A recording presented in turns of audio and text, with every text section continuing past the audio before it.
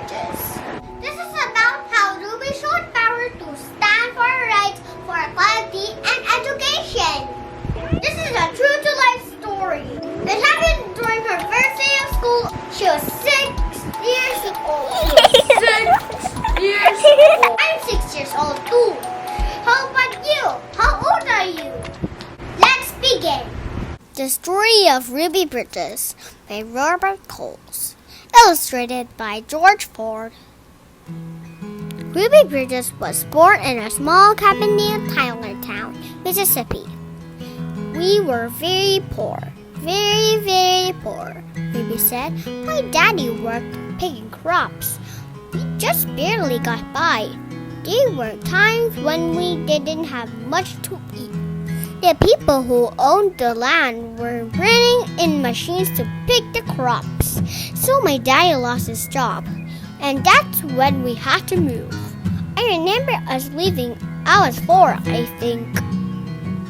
In 1957, the family moved to New Orleans. Ruby's father became a janitor. Her mother took care of the children during the day. After they were tucked in bed, Ruby's mother went to work scrubbing floors in a bank. Every Sunday, the family went to church. We wanted our children to be near God's Spirit, Ruby's mother said. We wanted them to start feeling close to Him from the very start. At that time, black children and white children went to separate schools in New Orleans. The black children were not able to receive the same education as the white children. It wasn't fair, and it was against the nation's law.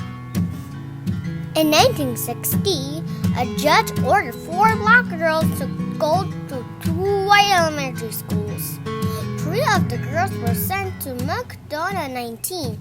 6-year-old Ruby Bridges was sent to 1st grade in the William France Elementary School. Ruby's parents were proud that their daughter had been chosen to take part in an important event in American history. They went to church. We sat there and prayed to God, Ruby's mother said, that we'd all be strong and we'd have courage and we'd get through any trouble. And Ruby would be a good girl and she'd hold up her head up high and be a credit to her own people and a credit to all the American people. We prayed long and we prayed hard. On Ruby's first day, a large crowd of angry white people gathered outside the France Elementary School. The people carried signs that said they didn't want black children in a white school. People called Ruby names. Some wanted to hurt her. The city and state police did not help Ruby. The President of the United States ordered federal marshals to walk with Ruby to the school building. The marshals carried guns. Every day, for weeks that turned into months, Ruby experienced that kind of school day. She walked to the front school surrounded by marshals, wearing a clean dress and a bow in her hair and carrying her lunch pail. Ruby walked slowly for the first few blocks. As Ruby approached the school, she saw a crowd of people marching up and down the street. Men and women and children shouted at her, pushed toward her. The marshals kept them from Ruby by threatening to arrest them. Ruby would hurry through the crowd and not say a word. The white people in the neighborhood would not send their children to school. When Ruby got inside the building, she was all alone except for a teacher, Mrs. Henry.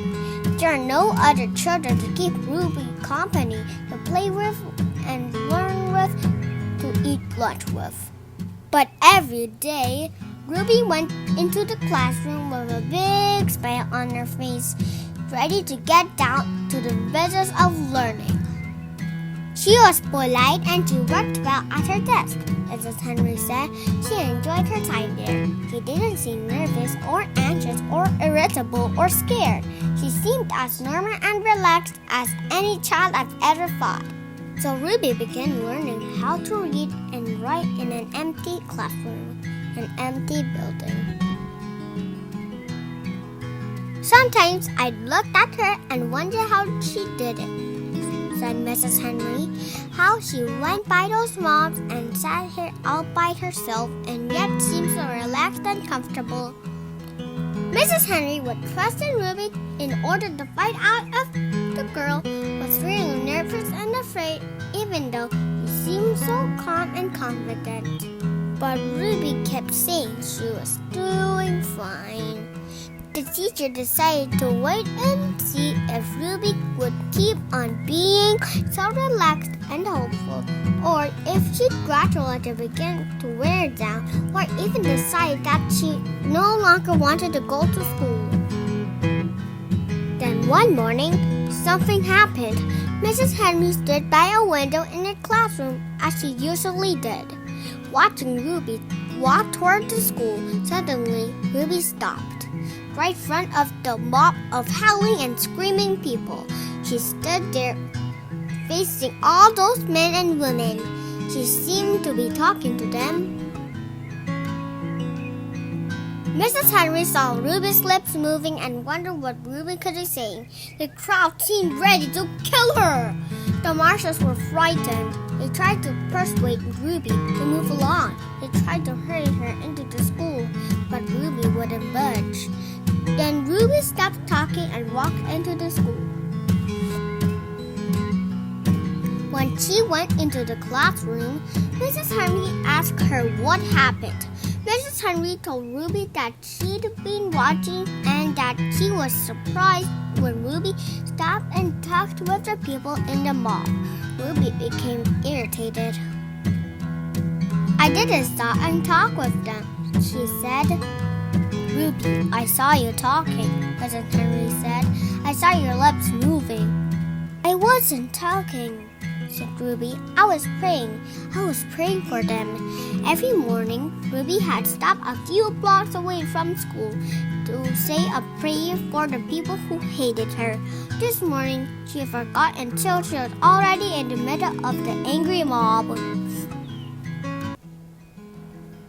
When school was over for the day, Ruby hurried through the mob as usual. After she walked a few blocks, the crowd was behind her. Ruby said the prayer and she repeated twice a day, before and after school. "Please God, try to forgive those people, because even if they say those bad things, they don't know what they're doing. So you can forgive them, just like you did those folks a long time ago, when they said terrible things about you." Our Ruby fought us a lot. She became someone who helped change our country.